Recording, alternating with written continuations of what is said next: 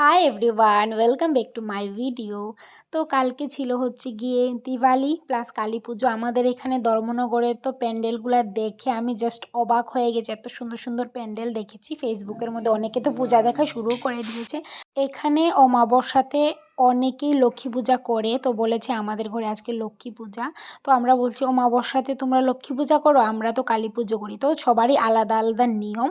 আমাদের বাঙালির নিয়ম একরকম আর তাদের নিয়ম আরেক রকম।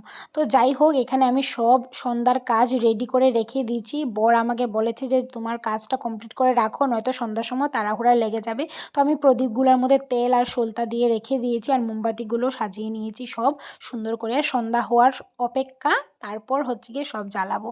আর আমি আর আমার বর এখন চলে যাব হচ্ছে একটু কমপ্লেক্সে।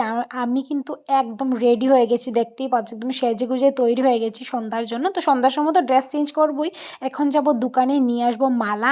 এই মালাটা যে দেখতে পাচ্ছ দরজায় লাগিয়েছি, এই মালাটাই আমি নিয়ে এসেছি দোকান থেকে। তো আমার বরকে বলছিলাম চলো মালাটা নিয়ে আসি, সবাই লাগিয়েছি আমরাই লাগাইনি। এটার মেন কারণ হচ্ছে কি আমরা নিচে শিফট হব 1 মাসের জন্য। আমাদের রুমে কাজ শুরু হবে, টাইলস লাগাবে, কালার করবে, কারেন্টের এটাও ঠিক করে দিয়ে যাবে পুরো। তো আমাদের বিল্ডিংয়ে কাজ এসছে, তার জন্য 3টা রুম অলরেডি হয়ে গেছে আর 3টা রুম বাকি আছে। তো 2-3 দিনের মধ্যেই শুরু হয়ে যাবে। তো সব কাজ বাজ শেষ করার পর আমার বরকে বানিয়ে দিয়েছি চা। বর দাঁড়িয়ে দাঁড়িয়ে চা খাচ্ছে আর এখন অপেক্ষা সন্ধ্যা শুধু।